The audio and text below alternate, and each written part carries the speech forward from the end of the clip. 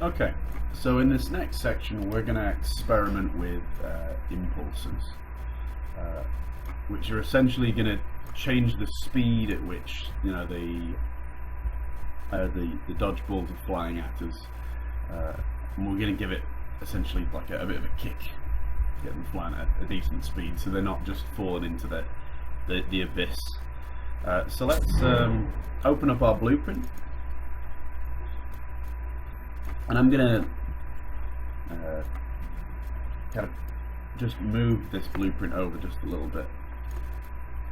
Now, what's quite useful is now that I've created this reference here, the static mesh component reference, I don't have to keep, well, with the exception of creating a new reference, I can, if I'm wanting to change more things within my static mesh component, I can actually just click and drag off another line from here. What I'm going to change is, as I said before, I'm going to create an impulse, and that's essentially going to be let me put that in position. That's essentially going to apply a force, and it's going to throw the dodgeball in a certain direction. If anyone's wondering, like this is obviously like a little bit messy, and it's just kind of, you've got chunks of lines overlapping. If you're wanting to address that, one way to get around it, if I just break this link here by right clicking on the input node, I can drag a line out, and if I scroll down to the bottom here, there's this little category here called Add Reroute Node. If I click on that and then drag that into place, I now have this little this little node that I can move around and adjust to make my code a little bit neater. These are quite useful, I tend to find, because it tends to get a bit of a spaghetti fest if you're not careful when you're working within Blueprint. So let's connect that executable across. Now there's a couple of things that we can change here. The main thing that we want to do first is we're going to change this value here to be true. This is essentially going to mean that the mass of the objects doesn't factor in to whether it pushes our character or not. The reason I'm toggling that on is because it tends to make the impulse a little bit more responsive. So if I set that to 5,000, like without velocity change toggles, that would be a much higher number. I think this boils down to, if I remember correctly, the fact that I set the mass for the ball to be absolutely ridiculous. This actually, I think, boils down to when I was originally experimenting with the physics interactions between the player and the ball.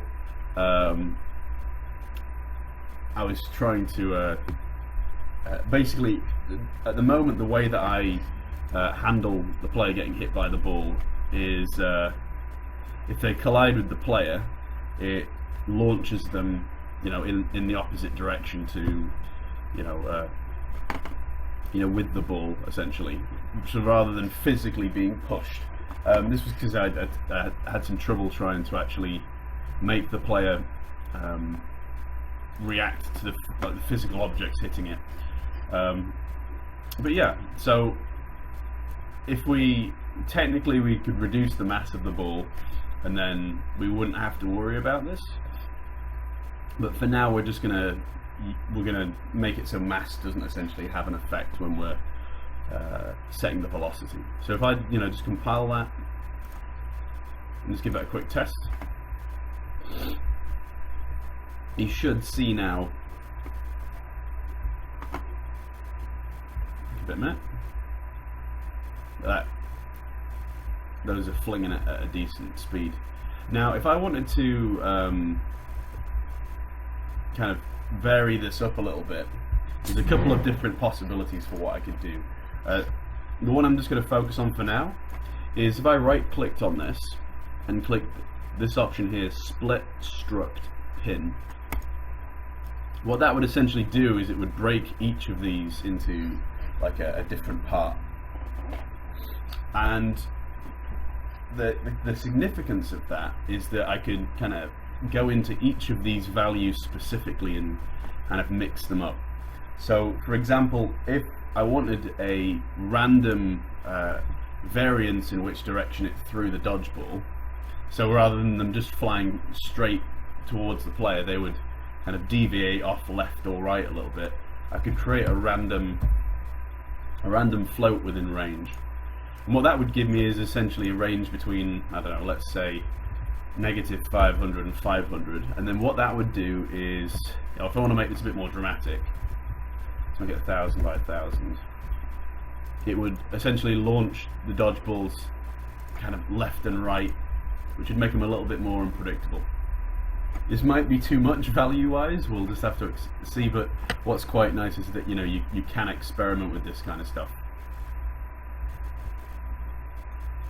So you can see now, like, compared to before, some of them are getting flung off at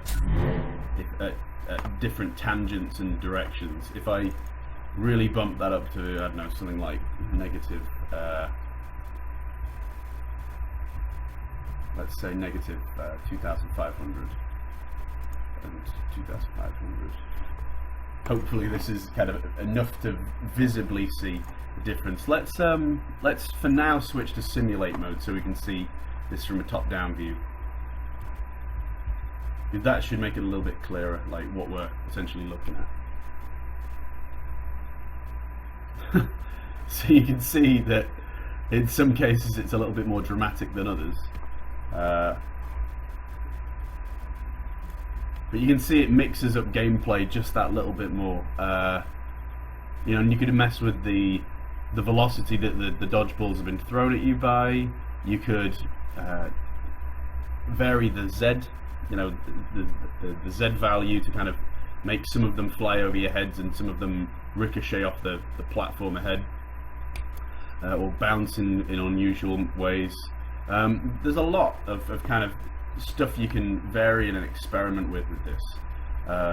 You could also, if you wanted to dabble into this even further, you could do something really smart, and you could link the score. Let me just stop that for a second.